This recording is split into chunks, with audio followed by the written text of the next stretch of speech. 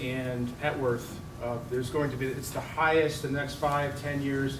You have the highest concentration growth of school-age children. We have a lot of planning ahead of us. If you look at those neighborhoods now, and the reason why I'm saying Ward 1 is I'm familiar with it, I represent it. It's a very densely populated ward, and you have two things going on. You have, if you look at the schools, you have all the public schools just about are now majority ELL, or majority children of immigrants, and are generally free and reduced price lunch. On the other side, you have new residents have moved in, and you have very small housing, and to meet the needs of both those interests, a middle-class person who moved here right out of college isn't going to settle down and live in a 900-foot condominium with their 2 children, and at the same time, that family from El Salvador with 3 children is now feeling a little cramped as well. So the first thing we need to do is really to map out where we need housing, and that will be, the greatest needs obviously will be Ward 1, 4, 5, but we have a lot of planning. I mean, everyone here will talk about spending on this and that. That's what the DC government does. It talks about, I'm going to spend more money on this, but we need to plan where everyone is going to live. Right? Sure, I would support repeal. When we talk about losing half the affordable housing since 2000, it's unconscionable. We have a responsibility, as Ms. Bonds alluded to, a responsibility to care for the most vulnerable in our society. And obviously, we've neglected to do that in the interest of those who we want to negotiate with. And I feel like we've been held hostage by developers, and that's a doggone shame, because they shouldn't be our enemies. Okay, they should be working with us. And so I do support and would, as council person, increasing and enforcing a greater percentage of the affordable units in these developments that are going up. You know, one developer, he's making 80 units. He says he's gonna make 10 of them affordable. It's just not gonna work for this city. And again, it's unethical, and we know the answer. Will we do the right thing for the right reasons? Yes, Judy. So I support rent control. Let me talk about housing and a few of the things that I would support doing as a council member. Number 1, the Housing Production Trust Fund. I very much support the Housing Production Trust Fund, and one thing I would look at is changing the funding. Right now it's tied to the deed and recordation tax. Makes it a very variable funding stream. I think it should be budgeted. It's very, very important. I would support the bill before the council on Schedule H, which would give property tax relief both to homeowners, and it applies to renters as well. I support the local rent supplement program. I believe we should fund that program. It's very important for low-income renters. As well as I would enforce our inclusionary zoning law and have hearings, oversight hearings, on whether developers are actually doing inclusionary zoning in their projects. And I actually agree with Pat on that. We need to build more than just studio apartments and 1 bedrooms. We need to work with developers to create family housing in our multi-unit developments. Thank you very much. One of the benefits of having 5 rather than 8 candidates is that we move more quickly, and I can ask you more questions. Let me, first of all, ask you a question about education. We've already had one education question, but I think it's a big enough topic we can stand to have 2.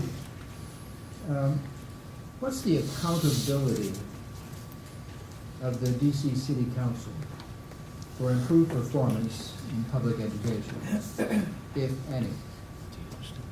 And since Pat is on the school board, I'm going to skip over him and ask Mr. Red to begin. What's the accountability of the council? Obviously, it's little to none, because we have scored consistently at the low end of the scale. And so to answer that Can I make question, what I'm talking about Sure, is sure. what is the desired accountability, legal accountability, as opposed to what the past history is. sure. Well, the dream question. I believe that oversight is necessary. had someone last week accuse me of wanting to micromanage. 30 seconds, oh yeah. To micromanage, but you know, Since I interrupted. Thank you. Micromanage is not the correct term. We need to properly provide oversight, and what that would look like is simply a template for both the charters and the public schools. And are they following our mandates that we set out for? We haven't done that in the least.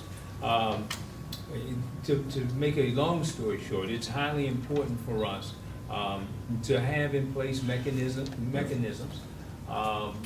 for, and I believe in uniformity of the public and traditional schools. And oversight from the council would mean we have to put in some form of punitive measures when they fail. Alyssa? Sure. So I agree with Perry. I think the major role of the council in education reform is performing oversight, as well as being a forum for community members to ask questions. So I think to get to your question, Jerry, I would say that, you know, the council needs to ask the tough questions of the chancellor and of the school board. Is $1 billion in spending leading to better outcomes, and why not? Like when it comes, so we need to keep asking, you know, what will improve performance in the classroom? On charters, for example, on the post story on expulsions, as a council member, I would ask the public charter school board and the principals of those schools, why is there such a high expulsion rate of your students? And what happens to those students when they're expelled? The major role, I think, of the council in education reform is asking the tough questions, performing oversight. Zuckerberg?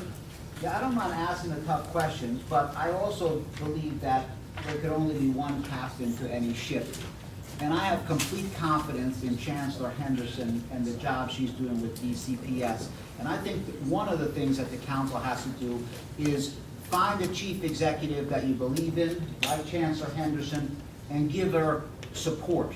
Because we can't have 13 councilmen or women going off on their own, trying to each be the chancellor of the schools. That's what led to mayoral takeover in the first place, and it didn't work.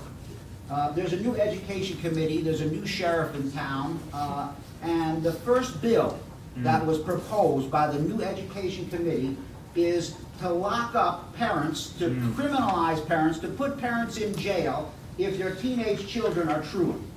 How is that